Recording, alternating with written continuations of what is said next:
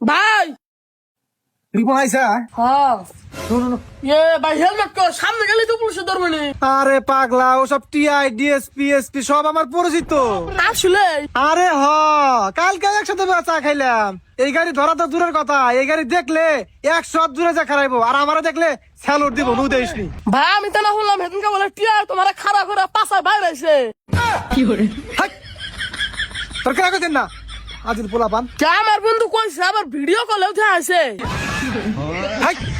এখন হলো ইয়া এর যুগ, এটা ভুয়া ভিডিও। হ্যাঁ এখন তো আবার ইয়ার যুগ, বোঝা যায় না কোনটা আসল কোনটা নকল। হ্যাঁ এই তো বুঝছা, এই রোমারির কোন পুলিশে হেডাম আছে যে আমারে মারবো, খালি একবার পাশার মধ্যে বাইরে লাল করছিল।